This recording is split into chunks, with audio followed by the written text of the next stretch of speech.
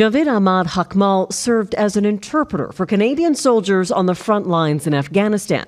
From 2009 to June 2011, he was a part of the Canadian mission to help win the hearts and minds of locals. I have certificates with me. I have letters with me that there are many Canadians, commanders, high-ranking peoples. They clearly say that this is the person who saved my life. If Jawed was not there, I would be not alive here now. One of Haqmal's platoon commanders from his days as an interpreter calls him a brother in arms.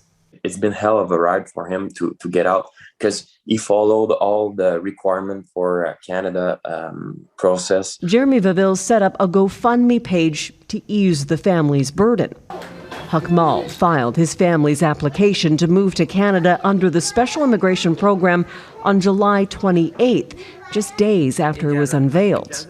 Immigration, Refugees and Citizenship Canada says it's continuing to process applications for Afghan refugees day and night, adding, "We have mobilized our entire global network to process visas and issue them on an urgent basis."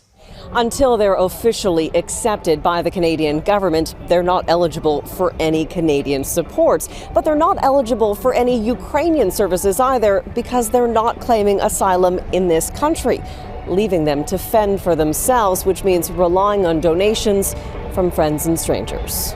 At the end of August, there were two families who were rescued by Ukrainian special forces.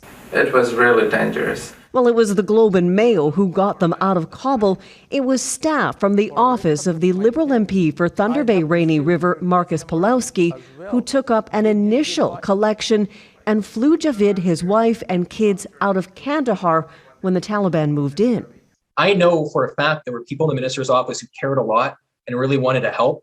Still, Robert Saint-Aubin says more accountability is needed. He no longer works in the MP's office, but says he started collecting names of Afghans who worked for Canadian soldiers in 2019. He says the government could have acted faster. I would love for there to be an investigation, maybe a committee report, a study, something to find out what happened. I don't think that's ever going to happen. But it would just be great to know who's responsible and for them to take accountability. There's no other chance. This is the only chance to save my family. The Haqmals, in the meantime, are just hoping more months won't pass with them sitting in Ukraine.